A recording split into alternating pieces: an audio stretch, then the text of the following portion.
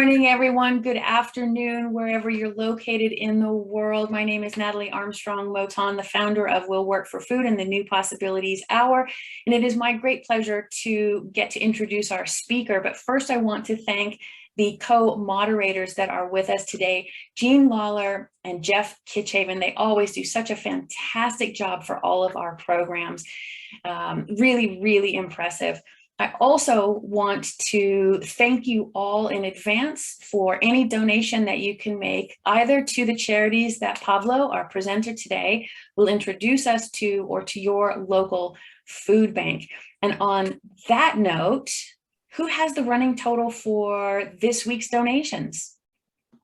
Jean, I have that one, Natalie. Yes. All right.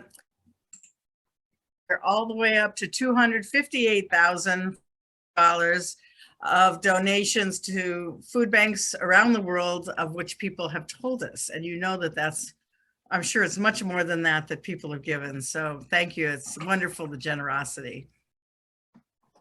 Excellent. Our community is so incredibly generous. We really appreciate all of that. So today we're going to have an opportunity to talk to a friend and colleague from Ukraine, Pavlo Bogachenko. And Pavlo is an attorney at law, also an LLM. He's got 9+ years of experience in consulting with clients at top-ranking national and international law firms in Ukraine. His areas of practice include commercial dispute resolution, tax litigation, international arbitration, and complex legal support of international business transactions. Pavlo is also a fellow for the American Bar Association Section for Dispute Resolution. And we are absolutely thrilled that he can be with us today to talk about how the legal and resolution industries can best help the people of Ukraine. Pavlo, my friend, the floor is yours. Thank you for joining us. Thank you, Natalie. Thank you, everyone, for this opportunity to join, to share with you, as well as to be with you. It's tremendously important to be here and to share with you all the information I want to speak to you. And many thanks for everyone for supporting Ukrainian people through these extremely challenging and difficult times. You know, when I was thinking what to speak and what to share with you, I thought about preparing some fancy presentation and the slides and so on. And then what we learned in Ukraine during the last weekend in those cities being liberated from Russian forces by Ukrainian forces, so pictures of civil casualties, of people being murdered and all the atrocities, it caught everyone in Ukraine, including me and my partner, off guard. We didn't know what to say, what to think. That's why it's very difficult to process and separate emotions from the facts. So first I thought maybe it's worth showing the pictures what happened, but secondly I thought that it's too emotional, and I'm sure that everyone who is concerned already saw it from your local media or international media. So I decided that I'll not take much time and just briefly share with you some facts and information of ways how to support. And in order to do so, I just want to start with some couple of facts, mostly without pictures, but for everyone to understand what we are talking now and why it's important to support Ukraine. The one picture, I tried to use not Ukrainian media, but international sources or foreign sources in order not to be biased or be less biased. So this is the information from Statista based on the information from the United Nations on the number of civilian casualties in Ukraine as of April 5th. So as you can see from the numbers, in numbers of people killed, it's more than 1,500 people being killed. From this number is about 130 children are confirmed to be dead, And that's only official numbers which United Nations confirmed. In number of the injuries, it goes to more than 2,000. So when we're saying about these numbers, behind each of these numbers is the human lives, human suffering, loss of close ones, family members, friends, and so on. This is to understand in the numbers what happened during the last 40 days. But not to be focused only on Ukraine, I wanted to show a couple of slides explaining which impact the situation in Ukraine has over the world. Because there are several problems we all facing together, and Ukrainians are really thankful for the world supporting us. So the one of the problems is the number of the refugees. This is information from Statista from months ago. It showed that 2.5 million of Ukrainians seeking refuge after Russian invasion. As of now, numbers are even bigger. According to the various sources, it's from 3 to 4 million people, depending on the source of information. The second global impact is that Ukraine is a major producer of the agricultures. So Ukraine, one of the world's leading producers of sunflower oil, wheat, barley, maize, and other agricultural sources. So taking into account the world facing a food shortage problem, the impact of Ukraine not being able to be as effective as usual in its agricultural season, which is under the risk now, could have a negative consequence to the food supply chain throughout the world, because Ukraine exports agriculture everywhere in the world, especially to neighboring regions, as well as Middle East and Asia. Other slide is the slide showing the impact of Chernobyl when it happened in 1986. And as you can see from this map, when Chernobyl happened, radioactive influence spread out from Ukraine through all the Europe and even reached at some certain degree the United Kingdom. Obviously, the most severe impact happened in Ukraine and affected the territories around Chernobyl, but as you can see, it goes further. And when the tragedy in 1986 in Chernobyl happened, it was only one reactor which blew up in Chernobyl. But what we learned during the last several weeks, that Russians, when they attacked Ukraine, they attacked as well the Chernobyl facility, as well as Zaporizhia nuclear power plant, which has 6 nuclear reactors. So in case something goes wrong there, the consequence in terms of radiation would be more severe. And probably you saw these footages when they are bombarding with the missiles and weaponry nuclear facilities there. We hoped and finger crossed that nothing happens, but this is kind of ominous signs in terms of impact. Other impact, Ukraine not rich on the natural resources except for agriculture, but still Ukraine has lots of precious metals and producing lots of industrial gases which used in microchips production. And since most of these productions in Ukraine concentrated on the south and southeast of Ukraine, which under attack, there could be a shortage in this area. So why I wanted to start with this with you, because this could have what's happening in Ukraine already has impact on what's happening in the world, and God bless, it won't go further, but there are serious risks that situation, if it escalates, could impact world even more and even bigger. Yeah, and now like moving on again to the Ukrainian focus. So there are various ways legal community can support Ukrainians, and the legal community already does this tremendously. I told on our previous talk to Natalie, when the war started, me and my girlfriend, we both were in the United States, and we went there not because we were fleeing from the war, but because I had the New York bar exam. I did it on 22nd and 23rd of February, and on 24th, I woke up from a gut feeling that I need to wake up. I read the message from my mom saying, like, please call me when you read this.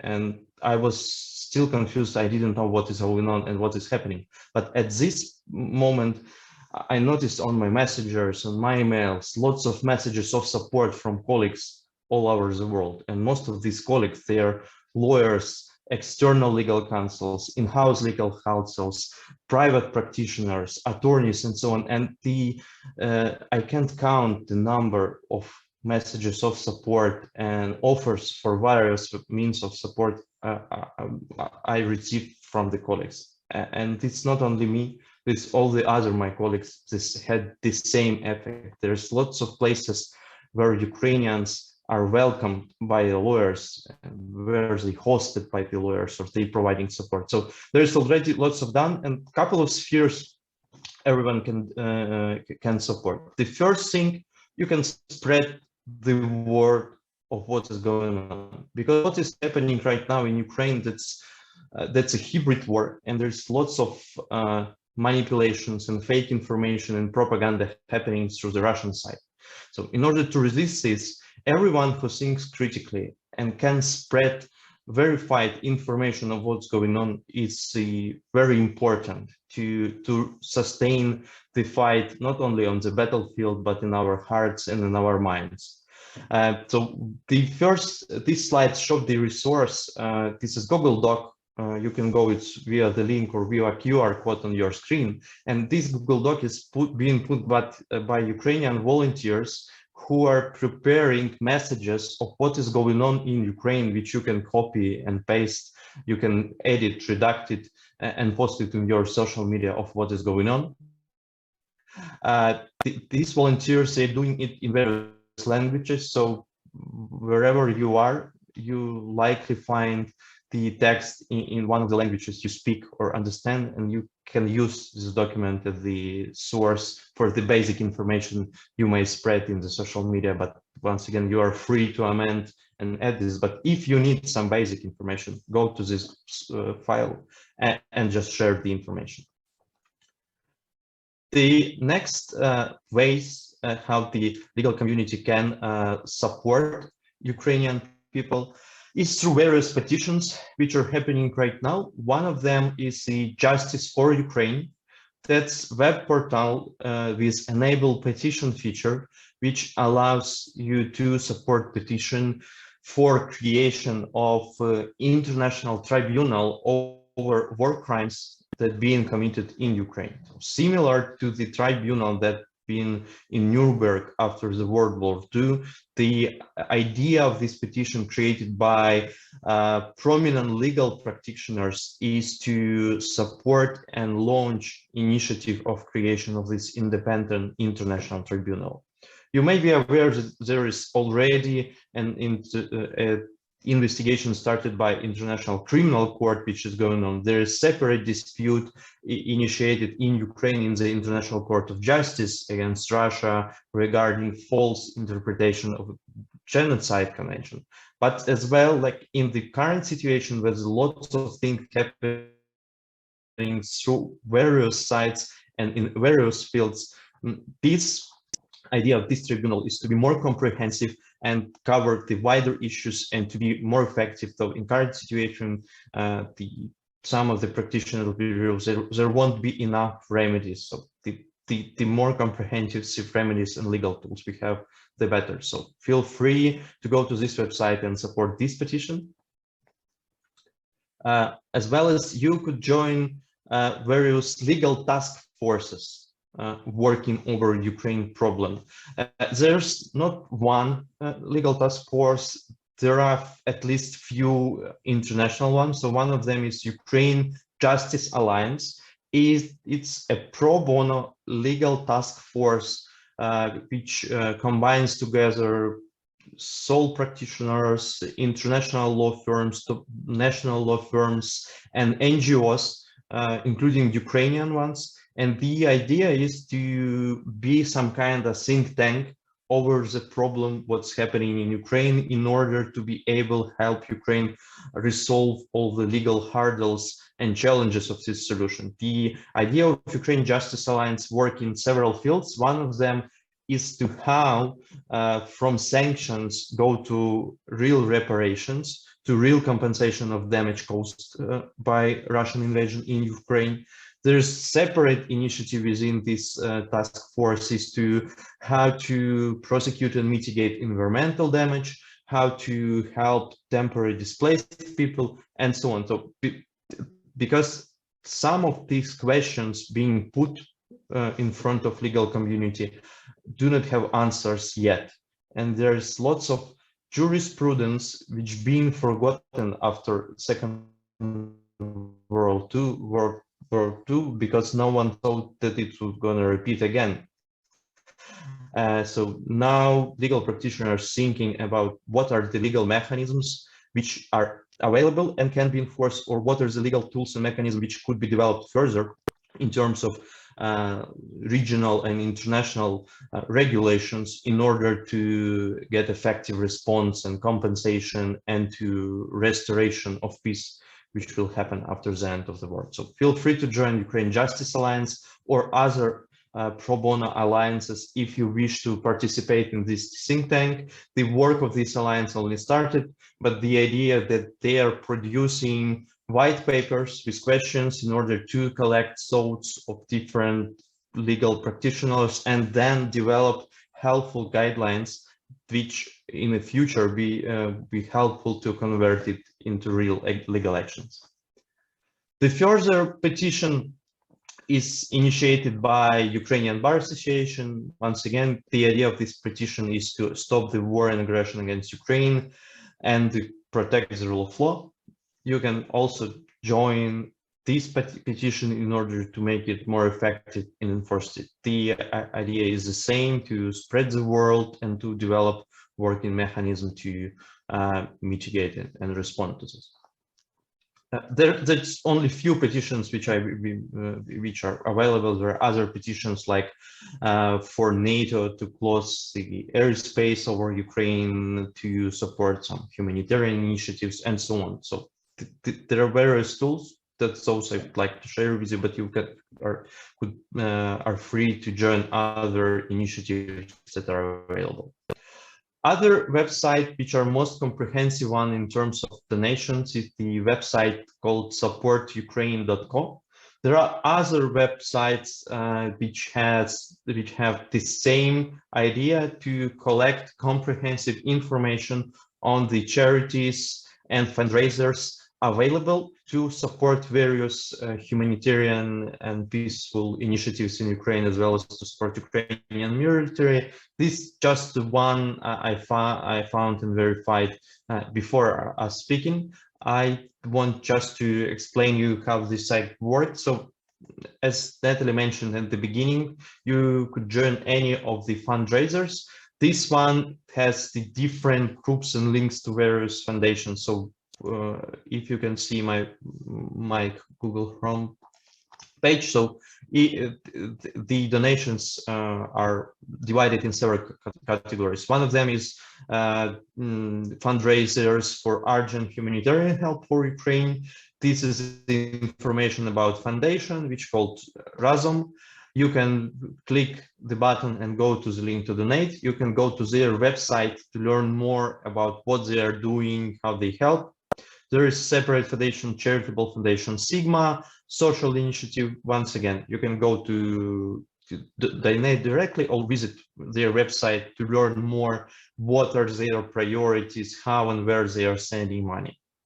There is separate field in which Ukraine needs support is the defensive help. You can support directly Ukrainian army by donating through the account created by National Bank in Ukraine. The proceeds from this donation would go directly to the armed forces of Ukraine. They have the SWIFT account numbers, routing numbers, as well as the page when you can donate using your credit card, just like a regular purchase on the website. A separate, not connected to the government initiative, which been in force starting from 2014, it's Come Back Alive. It's Ukrainian largest army support foundation. What they're doing now, they're helping in 2014 they started to help over Donbass, Donetsk and Lugansk region with the aid. Now they are one of the most effective in supporting Ukrainian armed forces, territorial defense forces, because there's lots of things in shortage now, like body armor, helmets, thermal imaginers, first aid kits, which necessary to first response and which are under huge shortage.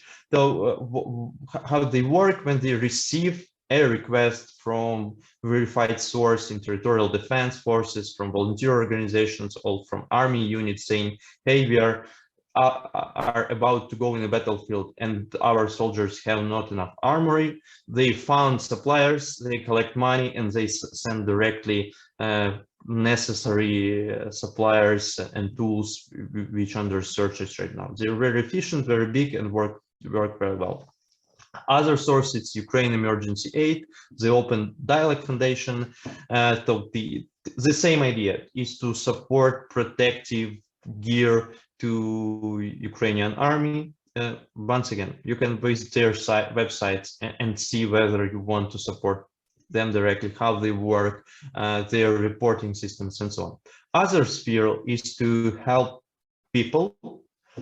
There are several ways. It's World Central Kitchen is idea to support families who are fleeing with the food supplies. UNICEF Foundation, either USA or other UNICEF foundations, you can support with their focusing on helping mostly children, women to resist in these challenging times. Other foundations is Save the Children. It's clear from their aim, they mostly working on as a task force to provide humanitarian supplies to children. Another one, SOS Ukraine, Voice of Children, United Help Ukraine.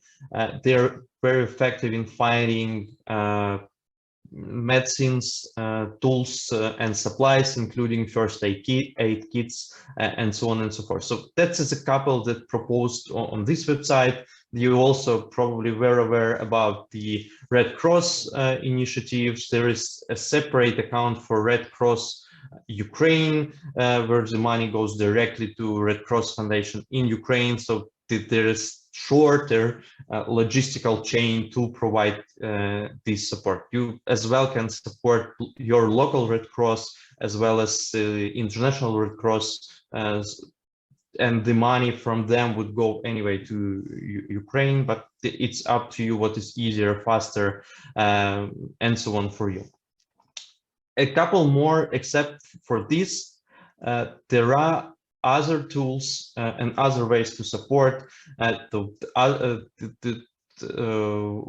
volunteering organizations. So like some of my friends, they are volunteering themselves, helping hospitals, helping to find supplies. One of my friendly NGO, they're from the first day of war, they started production of the body armory, the bulletproof vests, which they provide for free to those who are in the battlefield. Now they don't have this vest, they are doing it on complete free basis. They're very effective in delivering this. If you wish to send money to them, please feel free after this discussion, chat with me, connect with me in social media, and I would be happy to share with you more specific information in the terms what you want to support. If, for example, you want to donate more on the humanitarian supplies, or on supporting children, or supporting army, some small volunteer group, regional group, depending on the region, as well as even if you want support pets in this situation, because there's as well problem with this. There are separate foundations which run by people who are trusted and do what they are required to do. So depending on what's your priorities, feel free to connect with me and ask direct questions which worries you, or in the ways you want to support and share. There's a separate direction in terms of displaced people. There is a legal force which helps pro bono these people to settle. as well as there is the people who helping with the shelter, providing accommodation and so on. So if you wish to support these kind of fields, once again, you can search it by yourself or can text me and I would be happy to help. I think on this, I probably conclude my long speech and we would be happy to answer questions.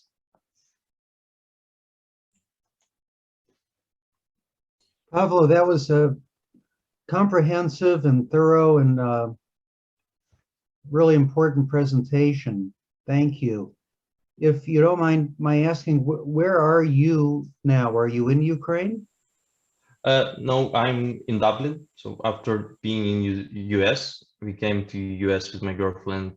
I was supposed to have my exam and be expected to have a vacation there.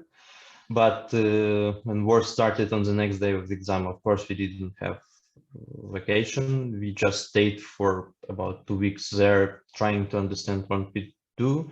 And then we decided to go to Ireland because my girlfriend, she used to work and live here for 4 years, a couple of years before. We moved here for several reasons. First of all, I'm still continue working remotely on Ukrainian projects, helping our clients, our teams. Most of them we are helping pro bono because major part of our team, they are still in Ukraine and they are not able to work as we worked previously, but there are lots of legal issues happening right now. So for me, it's easier to work in the similar time zones. As well, we can travel from here to Ukrainian border in a couple of hours if we need to do so, because our families are still in Odessa. They don't want to leave Odessa because they are saying whole their life is there. It's hard to them to leave.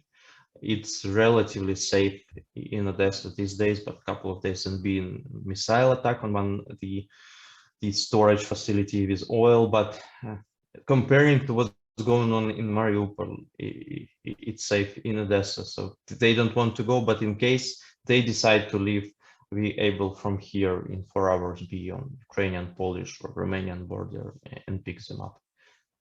Are you comfortable telling us more about the impact on your family and how it's affected day-to-day life, even in Odessa, which you said is still relatively peaceful?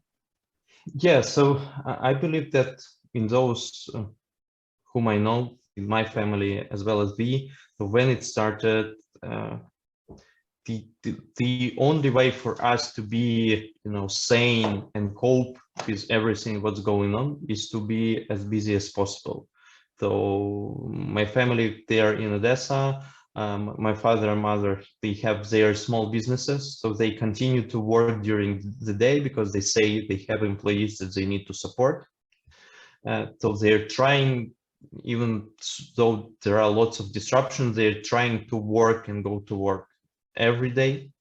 And in free time after their work, they try to volunteer there. So my mom, she delivered some supplies to those who are temporarily displaced. My father also trying to help from this standpoint. That allows them to be intact. The same for me and for my girlfriend, Anna. So when everything started, first 24 hours, it was horrible and we did not understand just the feeling of shock. After the 24 hours, we understood that we can't be just shocked anymore. We need to do something. So what we are doing, we are working on our projects to support our teams, our clients. And after that, when we have free time, we're trying to volunteer as much as possible. So after these 24 hours, we sent, I believe, a couple of dozens of emails and letters to the media saying, hey, we are Ukrainians, we want to speak up, we want to share with you information of what is going on and how it's possible to support Ukrainians. It's one thing. There is another thing with the shortage of supplies. Months ago before it started, I did not expect that I would be able to find thermal imaginers and helmets in the USA, the first aid kits in Israel, to find a way to deliver it to Ukrainian-Polish border, and then to find way to someone to pick up it from the border and to deliver it to Kyiv and Odessa because it was under shortage. So we've been doing a lot of the logistic things to collecting money and sending some supply support. When we came to Dublin, we went to one of the peaceful protests that happened here to support Ukraine. We spoke with the local activists and they are saying, hey, we have here problem. We have lots of humanitarian aid, which stays here because we don't know how and where it to deliver. Then we found our friend who's working with humanitarian aid in Ukraine. We connected them and now they established this logistical chain how to deliver it. So we tried to work in this field. We also now trying to put some task force and solution to help Irish people and Ukrainian people here who are temporary displaced for hosting, because the Irish people as well as the other people in the world, they're helping so much, but there are still language barriers and this which need to be tackled. So that's what we do here. But like coming back to our family, they're trying to help on the place there. We have our grandparents. So they are of senior age, and for them, like it's difficult to process them. So one of grandmothers, she's 82 years old. Both grandparents from both of our side, they live in small villages in Odessa region. It's kind of more probably safer there than being in Odessa. So, and they refuse to leave, so they are staying there. They are also trying to keep their normal as it's possible. When we were asking them, please leave, it would be easier for us to help from here and it would be much more safer, they were saying a couple of things. First one, we've been through this in 20th century, and like we had to settle our homes and houses. We don't want to settle again somewhere else. My grandmother answered me that, hey, I have my plants, I have my cattle, chickens. If I live here, there would be nothing left. I don't do this. So like we told last week, my grandmother had her birthday. She said, yeah, yesterday I planted potato, tomorrow I plant something else. So they are trying to pretend that everything is okay, nothing changes as possible. And probably the best solution to continue things what you've been doing. When my other friend who's in military, he's posted recently the lesson he learned from his commanders, and in short this lesson says you had to do what are you capable of doing. It doesn't matter like how you do it how you can do it. You don't look to the other people, you don't blame them, you don't teach them. You keep doing your thing while they are doing their thing. And probably that there is some wisdom in this phrase, because each of us trying to do this. Other thing in terms of our family, so my girlfriend, her mother has the custody over her nephew because he's an orphan. He's 14 years old, and that's also interesting and difficult how he processed this, because when everything started, he said in the first call that I was not expecting that my grandma would wake me up saying, please wake up, the war started. In a couple of days after that, he was saying, I want to do the Molotov cocktails. I found the guide on the internet how to do it. So I want to go to volunteer with our territorial defenses to help them. Now as a child, he's a gamer. he played some online games, and he's telling stories when he teaching some adult males from Russia or from other Russian-speaking countries why they should not believe informational propaganda and fake news, and explaining, hey, the sources you are reading are not verified. You need to read more verified sources and to open your eyes. So that's tremendous. And he's only 14 years old. Wow. And what has happened to your law practice? It would be hard to believe that it's just going along with transactions and lawsuits as before. What could law practice look like now? So now, it looks like in Ukraine, when you get a law degree, you are not able mostly to choose your classes which you go. You study 5 years, and during 5 years, depending on the sphere, you go through the set of mandatory law classes. Some of them are humanitarian law, international public law, customs of war, and other spheres of international law. So we learn it as a part of our curricula during law school. So now law practice feels like all what we learned in law school books and did not expect to practice never, now being unwind, and we're starting to practice those spheres we heard only in law school. So most of the, like I do dispute resolution. So most of dispute resolutions in the classic way, which we had, is being suspended. It's either domestic or international disputes, everything suspended because Ukrainian side is not able to process and work and respond now.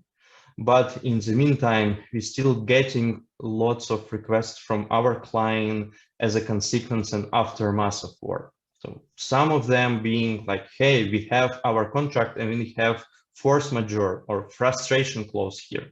We are not able to perform it, what we need to do.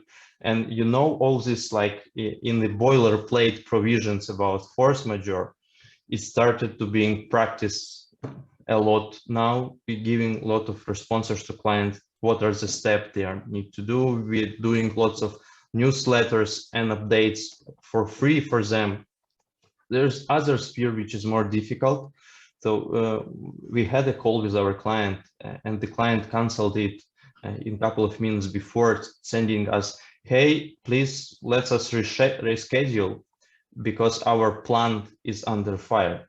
And actually the idea of this call was to prepare them in case how they need to document damages to their business. So we are doing lots of work and pro bono help to clients to help them to document the damages caused to their business facilities under the occupation or destructions by Russians. We're helping them to document this. We are actively looking now for the forensic experts in the ballistic, in missiles, weaponry, and so on, to help them to do the necessary forensics, because as of now, most of Ukrainian forensic experts with this experience are too busy or not able to work.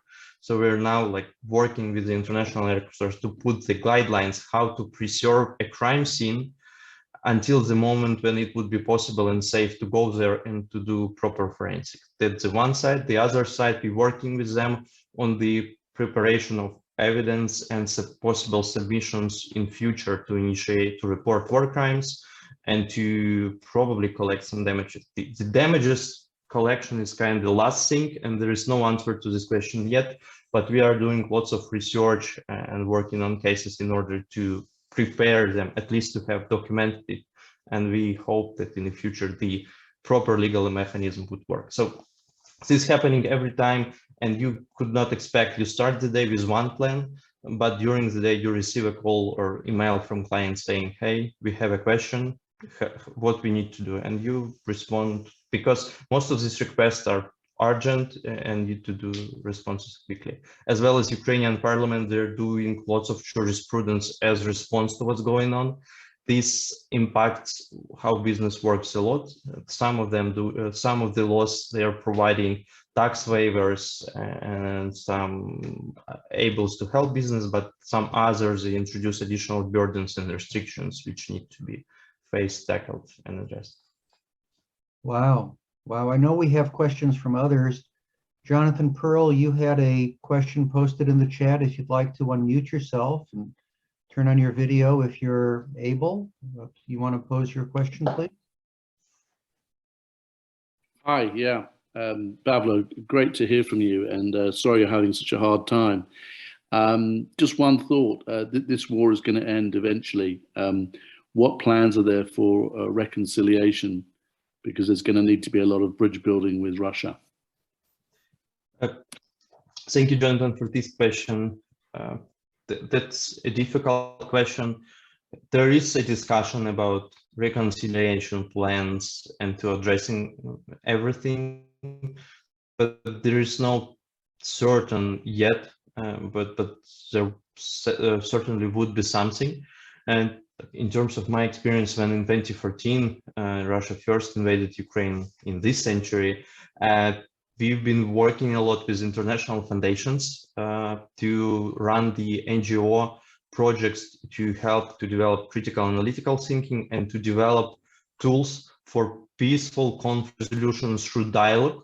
Because like what happened on the eastern part of Ukraine in 2014, that's an explosion backed by the misinformation, and there's been lots of hatred and so on. So the international foundations and as Ukrainian government, they were worried that this would blow up Ukraine and divide Ukraine. That's why there have been lots of efforts, informational campaigns, trainings, and activities in order to teach people to resolve conflicts peacefully, to communicate through the challenges and to unite Ukrainians.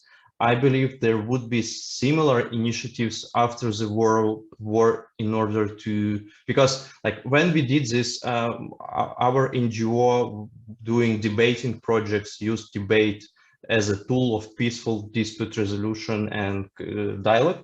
So we teach these students and school children of Ukraine, and we believe this worked cumulatively, all these NGO initiatives and government initiatives for Ukraine, because Ukrainians now are united as never before, and Ukrainians wanted to have a peace and still want to have a peace. So that's now what's happening. That's not our choice, that's how we defend ourselves. But I believe there would be the same initiatives put in place to reconcile afterwards, because I still expect there would be a lot of hatred from both sides. Maybe there would be some lessons learned and reconciliation practices that have been used after World War II, but the question is of the timing and as to the efficiency, because according to some reports, reconciliation after the World War II took at least for 20 years. There's various data, but someone says longer, someone says shorter. What would be now in terms of the number of populations? Because Ukrainians is like, to some reports in Ukraine lives from 35 to 40 million of people. There are lots of Ukrainians outside of Ukraine, and in Russia, there are 140 million people. So there is a big question how to effectively reconcile and build bridges with these numbers, but there should be some plan afterwards put, but the thoughts and discussions are already in place. Thank you. Okay, are there other questions? If there are, please feel welcome to unmute yourself and pose your question. I have a question then for you. Thank you so much, Pavlo, for being here, and all the best. Certainly, the Ukrainian Bar Association and the Mediation Association is, what would you say, putting out, spreading, news about this, that, or the other thing. And for example, wrote to lawyers in Russia early on, about different things that they wanted them to know. From a legal standpoint, and well, as opposed to just the human standpoint, how is it that you see the lawyers in Ukraine making a difference when your world hopefully comes back to normal, if whatever the new normal may be, but hopefully back to Ukraine? Yeah, thank you. That's my pleasure. Thank you for this question. So in terms of how lawyers, I believe that as now agenda is changed, but they would be of extreme help to what's going on in various sectors. So the years before the Ukraine mediation and arbitration is a new things for Ukraine, but in terms of arbitration, it's about 20 years at the Ukraine trying to develop it. In terms of mediation practices, it's about 10 years. But during the last 5 years, the mediation was being used as a tool in the courtrooms in order to facilitate the dispute. So there are lots of Ukrainian mediators and arbitrators that being trained in Ukraine by Canadian, US, and European professionals in the fields of arbitration and mediation, and they are practicing this a lot in their private practice. So I believe they would play a very important role after it ends in helping people to reconcile, facilitate, and resolve their hurdles and challenges they have. So that's for sure they would play active role in this.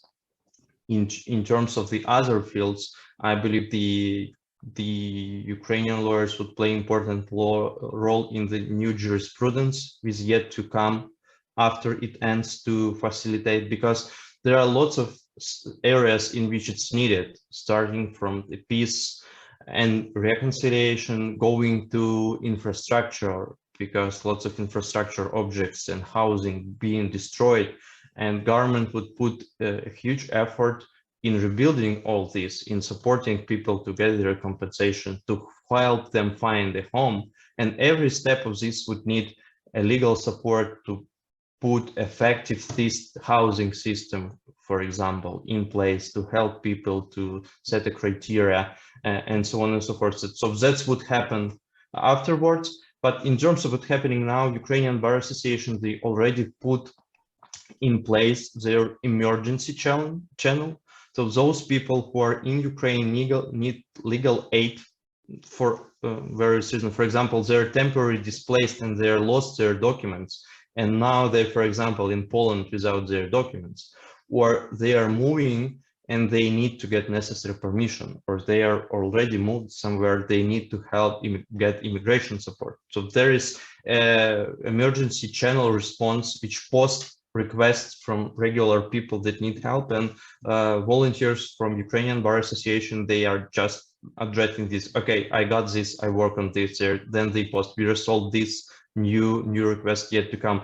And this goes very quickly and very efficiently. So message of request being posted, and like very quickly there is a response, we are working already on this, we resolved this, and so on and so forth. So there's what's going on. So I believe when it ends, probably there would be more structure in this and so on. But anyway, everyone is ready to help as much as can.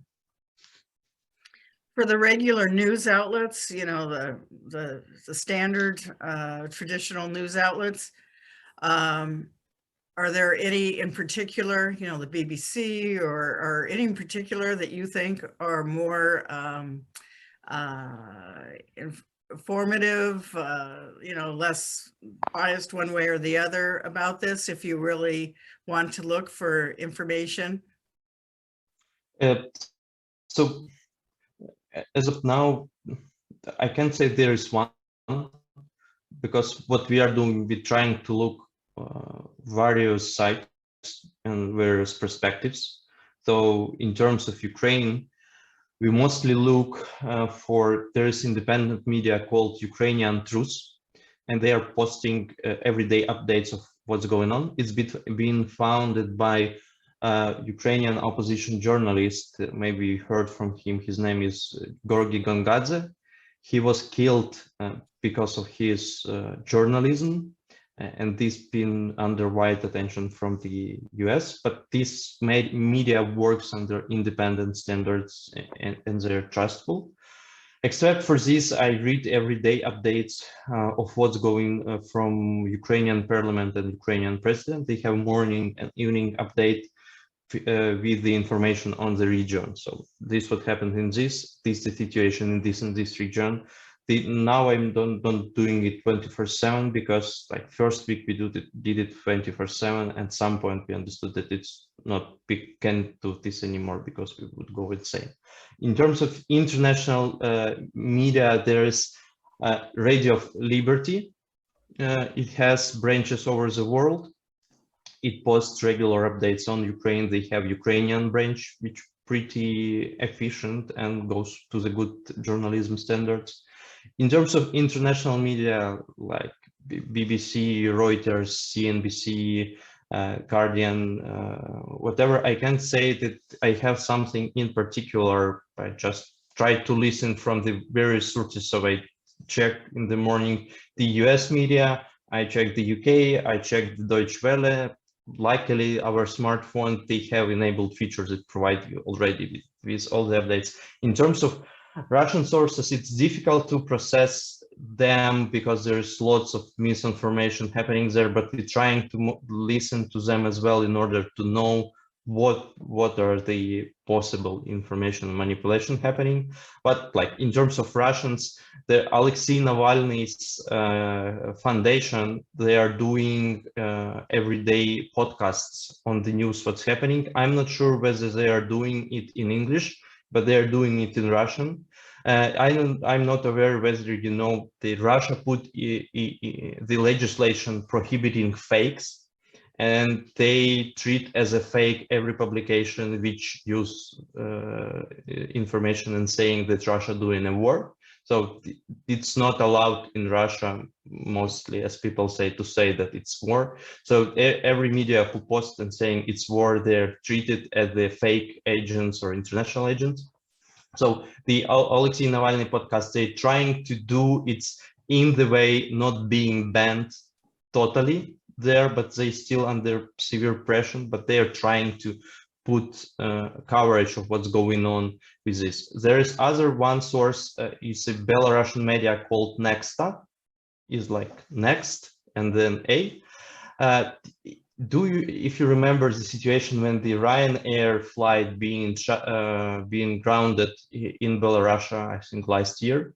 So on the board of this flight, there was one of the, if I'm not mistaken, of the founders of this Nexta, because it's opposition news source from Belarus, but they are doing Russian coverage in Russian and in English of what's going on in Ukraine, and they are actually posting Ukrainian sources, international sources, and Russian sources, so you can learn what's going on from there. But anyway, in this situation, I'm very patriotic, I'm very supporting for Ukrainian sources, but to be more objective and to learn information, it's good to get our other sources. Surprisingly, sometimes some information I learn first from British or US media than from Ukrainian media, because probably they have more freedom to do so. Like as of now in Ukraine, the armed forces ask people not to post pictures of the missile attack and our defense systems, because this would put in jeopardy their positions and location, and would be easier for the aggressors to directly attack the facilities they need. So there is limitation in this, and Ukrainian media tries not to do it until the armed forces confirms it. But like when Odessa being attacked a couple of days ago, I learned the region where it happened from the BBC video footage posted. Thank you. And thank you so much for being with us today. All the best to you. Thank you. Thank you. David Baca, you have a question? Yes, please. Pavlo, thank you for being with us today and for all the information you're giving to us. The websites that you mentioned will be invaluable to be able to share information with others. I want to make a comment. I am not an attorney, okay? So I'm not asking this question for me, but is there a role for attorneys, for non-Ukrainian attorneys, to help? Because I have some Ukrainian friends that are collecting data for war crimes to be able to prosecute in the future. Is there a role for non-Ukrainian attorneys to help with that in any way possible? Thank you, David. Yeah, there is actually a way for non-Ukrainian attorneys to help, and they are already doing it. So, like last week, I've been contacted by my former professor. He's from he's U.S. attorney, and he is former war crimes prosecutor in the United Nations Tribunal.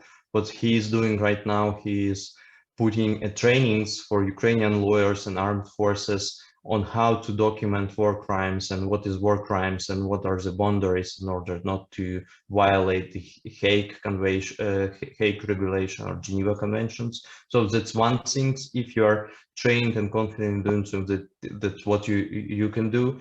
Generally, like basic principles of collecting evidence of war crimes, they're the same or very similar to evidence collection of regular crimes, but not everyone knows how to process, how to do it. There is the initiative in this field, including there are volunteers who are willing to translate and help translate what's going on. That's one side. There is another side in terms of non-Ukrainian attorneys, how they can help. There's lots of Ukrainians not in Ukraine now trying to find shelter. In European Union, they have temporary protection directive. The US put in force also temporary protection order, if I'm not mistaken. As far as you know, now there is no direct clarifications on how to apply and how this works. But anyway, people from Ukraine who are there and would need this protection, they would really appreciate some legal support in this. In terms of what's going on now, in terms of Europe and the US, there is no need to apply for refuge or asylum. There is a temporary protection, but monitoring the groups of Ukrainians in USA and in Europe, I still see a big demand from Ukrainian people. They're asking for lawyers, it's kind of basic and obvious questions. For them, it's not obvious how they could apply, whether they are allowed to work. There are Ukrainians who left Ukraine and who entrepreneurs, and they would tend and want to do business in those countries where they are in order not to be burdened for the country, as well as in order to probably create the workplaces. So there is requests for this, and if there's someone willing to help locally to explain those who from Ukraine there's a possible way to help and facilitate this. Thank you. This is one of those times I wish I was an attorney. Yeah, but once again, in terms of other things, like in terms of mediation and arbitration, you don't have to be attorney to do this, and there are lots of Ukrainians who left and they're under shock, under severe stress, and the help of the experienced mediator would be extremely helpful for them to reconcile and cope with everything they're going through right now. Thank you. Thank you.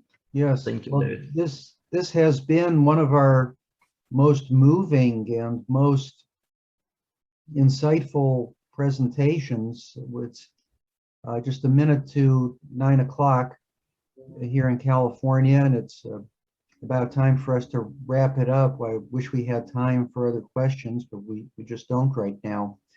Pavlo, on behalf of the Will Work for Food team, the New Possibilities Hour, I want to thank you for all that you're doing to help the situation in Ukraine, including your spending time with us this morning to share so much incredibly important and valuable information with us. Natalie, Jean, sorry, any other thoughts or comments? May I break in? I know it's time, but in terms of an American trained mediator helping individual Ukrainians, as you just mentioned, how can we do that, and how can we contact people?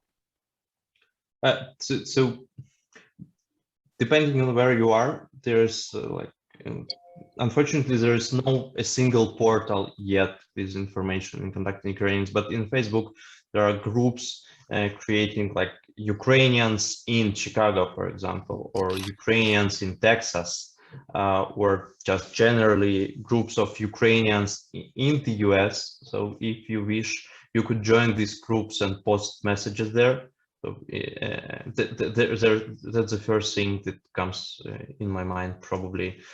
If I find some portal which connects Ukrainians there, so I share this information as well, probably post in my social media. Thank you very much. Thank you. Amazing, thank you. Natalie just posted in the chat that our generous audience today so far has contributed $8,502.50 to help fight food insecurity in Ukraine and otherwise assist the Ukrainian people as they continue their noble efforts and struggles for freedom. Pavlo, thank you so much for spending your time with us today. It was an incredible presentation. Thank you, thank you. And with that, my friends, we are complete. Yeah, just for the end, once again, there's not enough words to express my gratitude for this. It's my pleasure and my duty, I believe, to share this information, but this won't be possible without you providing these floors. That's why my huge thanks to you as well, for the whole audience, for your support you did just right now during this hour, and through the whole support you're doing all this time. That's tremendously helpful and really appreciate it. Thank you, everyone. And if you wish to ask some questions, feel free to find me in social media. I would be happy to chat with you, answer any of your concerns. Once again, thanks a lot for everyone. Thank you. Thank you. Thank you. Thank you. All the best.